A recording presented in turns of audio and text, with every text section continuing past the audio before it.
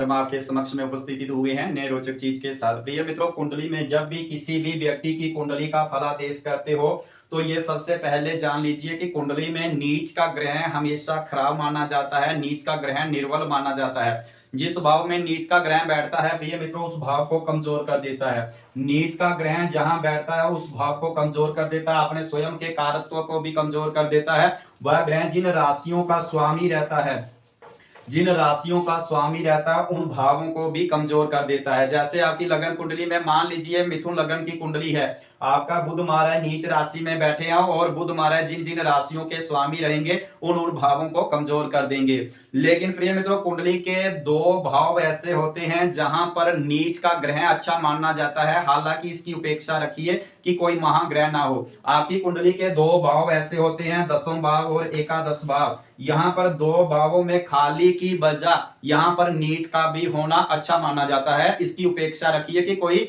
महाग्रह ना हो। आपकी लगन कुंडली का दसवां भाव और एकादश भाव, एकादश भाव जो होता है ये हमारा लाभ का होता है, मनोकामना पूर्ति का होता है। और लगन कुंडली का जो दसवां भाव होता है ये व्यक्ति के कर्म को देखा जाता है, ये कर्म भाव होता है, व्यक्ति कैसा कर्म करता है यहाँ पर ग्रहों का निर्भर करता है। अगर ये दोनों भाव खाली होंगे तो व्यक्ति के जीवन में संघर्ष और परेशानियां ज्यादा बनेगी। व्यक्ति कर्म अच्छी तरह टिक कर नहीं कर पाएगा और व्यक्ति के पास धन भी इकट्ठा नहीं हो पाएगा, यानी व्यक्ति की मनोकामना पूर्ति होने में कई संघर्ष जीवन में लग जाता है। लेकिन इसकी उपेक्षा रखिए, यहाँ पर नीच का ग्रह इन दो भावों में अच्छा माना जाता है कि इसकी उपेक्षा आप रख लीजिए कि कोई महाग्रह ना हो।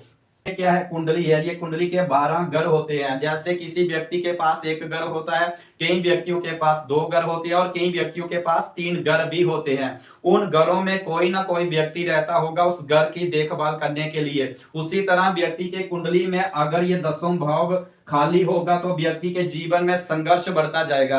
व्यक्ति कोई भी कर्म करेगा उस कर्म का लाभ नहीं उठा पाएगा अगर ये दोनों भावों में कोई ग्रह ना हो। इसकी उपेक्षा रखिए कि अगर नीच का ग्रह होगा तो उसे भी अच्छा माना जाएगा। व्यक्ति कुछ ना कुछ कर्म अपने जीवन में करता रहेगा और कुछ ना कुछ अपनी मनोकामना भी पूर्ति होती रहेगी इन दो भावों में। तो प्रिय मित्रों, जितने भी इस दसवां भाव में दो तीन से अधिक ग्रह होंगे उतना ही व्यक्ति के जीवन के लिए अच्छा हो जाता है। ये कुंडली के दो भाव हैं, यहाँ पर जितने तीन चार से अधिक ग्रह होंगे उतना ही व्यक्ति के जीवन को सफल बनाता जाएगा।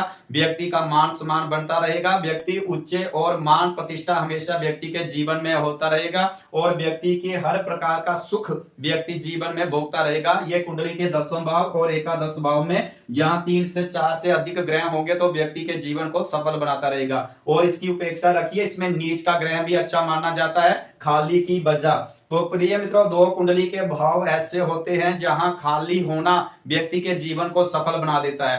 कुंडली में दो भाव ऐसे होते हैं, यहाँ पर कोई भी ग्रह ना हो तो व्यक्ति के जीवन को अच्छा सुख संपत्ति और हमेशा व्यक्तियों का मान सम्मान बढ़ता रहेगा। दो भाव ऐसे हैं जहां पर खाली रहे तो अच्छी बात है। तो कुंडली में अगली वीडियो में देखेंगे कि कौन से दो भाव ऐसे होते हैं जहां खाली होना अच्छा माना जाता है।